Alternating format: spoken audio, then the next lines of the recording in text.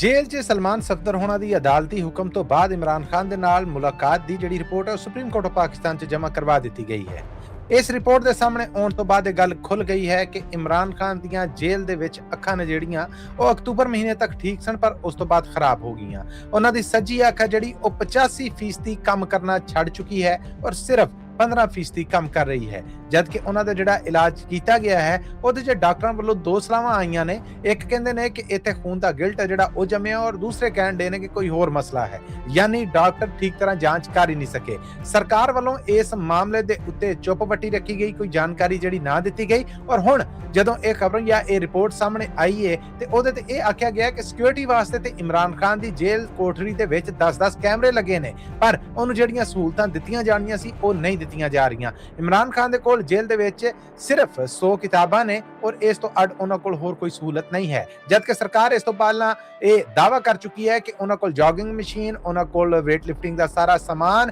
ਔਰ ਰੋਜ਼ ਉਹਨਾਂ ਦਾ ਬਾਹਰੋਂ ਖਾਣਾ ਬਣ ਕੇ ਜਾਂਦਾ ਹੈ, ਜਿਹਦੇ 'ਚ ਦੇਸੀ ਕੁੱਕੜ ਜਿਹੜੇ ਦੇਸੀ ਘਿਓ 'ਚ ਬਣੇ ਹੁੰਦੇ ਨੇ ਉਹ ਉਹਨਾਂ ਨੂੰ ਦਿੱਤੇ ਜਾ ਰਹੇ ਨੇ। ਜਦਕਿ ਇਸ ਰਿਪੋਰਟ 'ਚ ਦੱਸਿਆ ਗਿਆ ਹੈ ਕਿ ਜੇਲ੍ਹ 'ਚ ਜਿਸ ਵੇਲੇ ਮੁਆਇਨਾ ਕੀਤਾ ਗਿਆ ਉਦੋਂ ਇਮਰਾਨ ਖਾਨ ਦੇ ਕਮਰੇ ਦੇ ਵਿੱਚ ਸਿਰਫ 2 ਸੇਬ ਪਏ ਸਨ। ਇਮਰਾਨ ਖਾਨ ਦੀ ਸਿਹਤ ਦੀ ਖਰਾਬੀ ਤੋਂ ਬਾਅਦ ਆਪੋਜੀਸ਼ਨ ਨੇ ਪਾਰਲੀਮੈਂਟ ਦੇ ਸਾਹਮਣੇ ਇhtਜਾਜ ਕਰਨ ਦਾ ਐਲਾਨ ਕਰ ਦਿੱਤਾ ਹੈ।